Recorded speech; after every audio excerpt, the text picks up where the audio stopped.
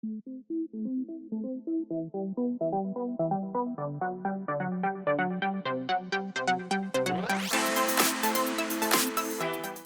everybody, this is Graeme, and today we're looking at a game called Patriot. Now this game takes place in the mythical or fictional country of Carmonia.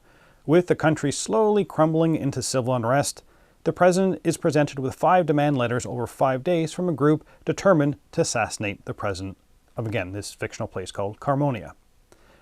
As players, you're going to be given secret allegiances, where either you want to save the president or help the assassins to kill the president.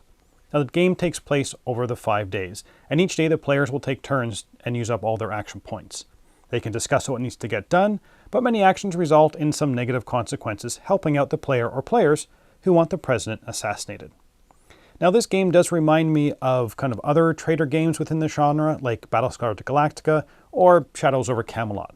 The idea that you're playing a cooperative game with the potential to have a hidden traitor. Now, I used to really enjoy this type of game, but really due to the play length, my interest in them definitely has waned.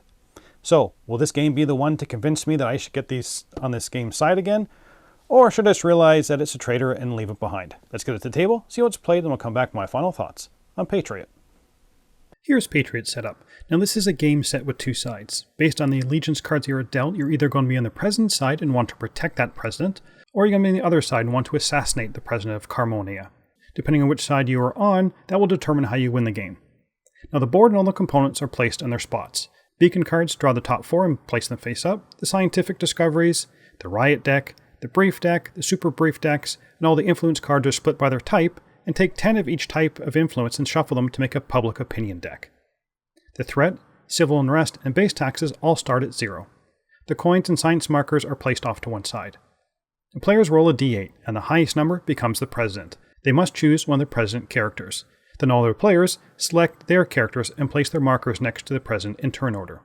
Each character card will let the players know their strengths, weaknesses, and what influence cards they start each round with.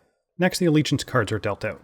Now in this 5-player game, there are going to be 3 Save the President's cards, 1 Save the President with a secondary mission, and 1 Kill the President. The President does not look at the card they are dealt. Instead, they place it face down under the character card. All other players can look at theirs, but must be kept secret. Each player will then receive influence cards of their choice depending on the player number. Then you flip over the demand letter for day 1 and the president starts the game. Now, on a player's turn, they're going to do 3 actions. First is to collect the influence cards listed at the bottom of their character card. Then they're going to be spending their action points. The number of action points a player has is listed on the side of their character card. Then the player will end their turn by taking a brief card and actioning it. Now the bulk of the game revolves around the secondary actions, that is the spending of your action points. So let's go through that. The player board is split into 4 main sections: the Treasury, the Surveillance Center, the Laboratory, and the War Room. Each space within the area will have an action point cost and show the action you can do there. I'm not going to go into too much details for each action, but I will go through each area very quickly. In the Treasury, you can pick up finance influence cards, acquire coins to be placed in the Treasury, raise the base tax level to acquire income at the start of every round, or draw 2 brief cards and choose 1 to resolve at the end of your round. You will notice there are some actions that require you to increase the civil unrest. You move this counter up that many spaces, but I'll come back to that civil unrest later. In the Surveillance Center, you can pick up spy influence cards, launch, replace, or use a beacon, which will act like extra game tiles to be able to be used, or to call an assassination vote on another player. Whenever an action requires us spending coins, they come out of the Treasury, and these are communal coins available to all players. In the Laboratory, you can pick up science influence cards, reduce civil unrest, gain science markers, or spend those science markers to obtain scientific discovery cards, which can provide in-game advantages. And finally, in the War Room, you can pick up war influence cards, deploy troops to defend tiles, and they can only be deployed to spaces without rioters, move troops in order to maximize defense in one area, or roll to execute rioters that are on the board, with the ability to re-roll by spending some influence cards, and we'll come back to this riot thing later. Now once the players have spent their action points doing these various actions, they finish up by drawing the top brief card. There are 4 different types of briefs. First is the bidding one, where each player bids using influence cards and continues until only 1 player is left. They receive the benefit from the card and discard their influence cards. The influence brief cards will show you what type of influence is needed and how much for the different outcomes. Starting with the active player, players add influence cards face down to the vote pile. They are not allowed to say the value or type of card they are adding. Then you add 2 cards from the public pile. Shuffle all these votes up together and reveal. Any influence that matches the required type is +1, and influence not matching is -1. There are also some choice brief cards where it poses a moral question to the active player and they must make a decision. There are also some brief cards where you just roll a die to see the outcome. Once the player has finished their turn, the next player goes. That's basically how the game's going to go, but there are a few more key concepts that need to be covered. The civil unrest track. When it reaches 6, a riot will commence. Draw a riot card and follow the instructions, which will be to place out riots in areas, and when you're doing it in an area, like in the treasury, you roll a die to determine which space they're going to occupy. Then reset the civil unrest counter back down to 1. The threat level, and if it ever reaches 6, the president is automatically assassinated and the game ends. Now, the threat increases can come from letter demand consequences, which we'll talk about in a bit, some brief cards, or through riots. The first time a rioter is placed onto the board from an active riot card, it increases the threat by 1, and if the rioter is deployed to defense space 5, the threat also goes up by 1. So let's talk about the riot cards. When the civil unrest reaches 6, you draw 1 and place it next to the vote stack. When it is drawn, and on each subsequent round that is out there, it will activate and place more rioters onto the board. The card will tell you how many to place in each area. Then again, you roll the die to figure out which action space they block. You get rid of riot cards when all the rioters on the board have been executed. When there are no more rioters on the board, all riot cards are discarded. Now, there can only ever be 2 riot cards going at the same time. If a third one is drawn, you activate it, but you discard the card. At the end of the day, after all players have taken their actions, you evaluate the demand letter. If you pass the demand letter, nothing happens. Otherwise, you trigger the negative events. Then, you resolve any riot cards that are in play, those are the ones next to the vote stack. All purchase beacons are set to launched.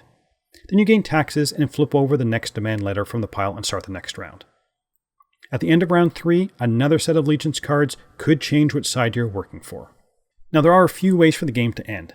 If the threat level ever gets to the end of the track, 6, the president has been assassinated and the game is over. The players that have the assassinate the president mandate have won the game. If there was an assassination vote held from the surveillance section, that is the main way to call a vote to try and assassinate someone, and that vote targeted the president and it passes, and this vote works the same way as the brief voting, where spy and warfare cards are positive and all the others are negatives, and players are going to be adding some to the stack, plus the public opinion ones. So if that passes against the president, then the assassinate the president side wins. The save the president side wins if all players with the assassinate the president allegiance cards have been eliminated, and again you do that through the voting section in their surveillance, or if the game gets to the end of the 5th round without the threat level reaching 6. And if you have a secondary mission on your card, then to win, both the president must survive and your secondary mission must be fulfilled. So that's how you play. Let's get back to the table to see what I thought about Patriot. For the theme and components of this one, I'm not sure what I think about the theme in this one. The theme is definitely woven throughout the game, and in terms of what you're doing in the game, it makes sense. You know, you're trying to keep the civil unrest down to protect the president, or you're secretly working kind of behind the scenes to have him assassinated. They definitely picked a theme and stuck to it. I'm just not sure I enjoy the theme overly much. From a component's point of view, most things are pretty good. Each player does have a nice player aid here, which goes through all of the action locations, what they do, the turn structure, kind of riots, and an example. And this is probably a good thing that they included these for all the players because the rules are kind of a mess. For example, there's a quick section on what all the different action spaces do. Then there's a more detailed high level of the action spaces. And then there's a page or two that outlines an area, but not all the things you can do in an area, only the things that didn't fit on the other pages. It goes into more deeper explanation of what the area is used for, but not the actions themselves. It's just a mess.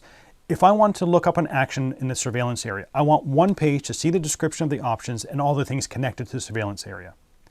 Now, as for the other components, they're fine. There are minis for the troops and the rioters, as well as standees for the troops and rioters, and I kind of wish that there were minis for the main characters maybe instead. So I'm fine with the components. They're not going to blow you away, and putting the rulebook aside, you're not going to be complaining about any of the components. Now, on to the gameplay itself. I do like social deduction games, and if I had played this game maybe 5 or 10 years ago, I think I would have enjoyed it more than I did now. I prefer my games with traders to be on the shorter side.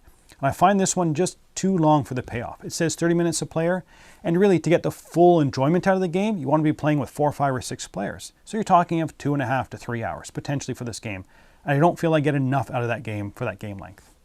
Now, I do like the concept of the game, where there are traders working against you basically to make the group fail. Now, one thing I didn't mention in the overview is at the start of the 3rd round, the assassin can out themselves to everybody and say, yes, I'm the assassin. They get different actions. The threat also goes down by 1, but they do get some perks like not being able to be targeted from the assassination call. But my real problem with this game comes down to the chances for the traders to actually do something underhandedly are limited, as this game is already a reasonably hard cooperative game.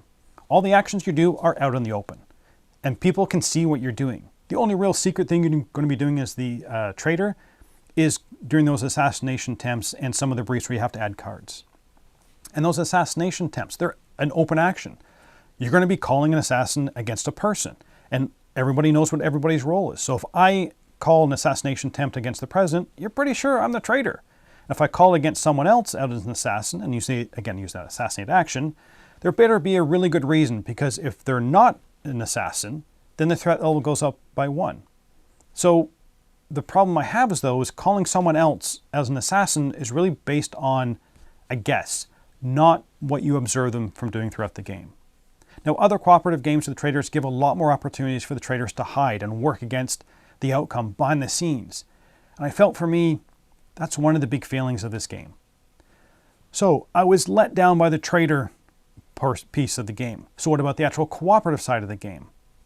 Now, there are definitely some things that I liked about that side. The daily demands in amongst the regular turns definitely put kind of more pressure on everyone. Can you live with the consequences of missing a demand if it means clearing out all the riders from blocking those action spaces that you need to take? The game does offer good, tough questions for the group.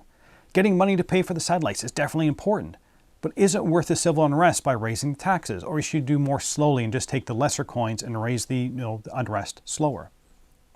So the co-op piece of the game definitely worked and had some interesting ideas, but unfortunately, I just didn't find it that fun. But that is strictly a me thing, I think. Other players I've played with definitely enjoyed that piece more than I did. But would I recommend this game? No, I don't think I would. It has some good ideas, and there's definitely some people who are going to enjoy this game. It just wasn't for me. I like several times during the game you had to make some really tough decisions, either through the actions or the brief cards. And I really like the daily demands. It was just kind of more added pressure on the group that you had to figure out the best way forward. And by best, I usually mean the least worst action. And I also really appreciated all the different characters available to the players. And they did feel different from each other. You have to figure out with their strengths and weaknesses how the group is going to approach the game with that makeup of players. I also like the beacons, as they gave extra action during the game, as well as those scientific discoveries and their effects. And they also could be some negative effects through there as well. But unfortunately for me, the game just didn't work. I didn't like that the main thrust of the game, those trader actions, were too sparse within the game. I wanted more ways I could be treacherous during my turn. I also felt that the game doesn't scale very well. This really should be a 4+ game on the side of the box. Yes, there's a solo mode, but really the game works best at the higher player counts. That being said, the other main negative I have is the length of the game versus the payout or the enjoyment I get. The pure co-op nature of the game I didn't feel was strong enough to carry the game for the entire play time. And the trader element just didn't add enough either. So, I'm going to come down on a 6 out of 10 for this one. I'm sure there's going to be groups that really enjoy this game more than I did. And I've played with people who definitely enjoyed it more than I did. But for me, it just didn't click. The game kind of sits in the middle for me. If I want to play a game with some social deduction, I'm going to pick a game that is much shorter. And if I want a cooperative game with a trader element in it, again, there are other games I'm going to pick before this one. That just means that I'm probably not going to be bringing this one back to the table. And that's it for now. Until next time, thanks for watching.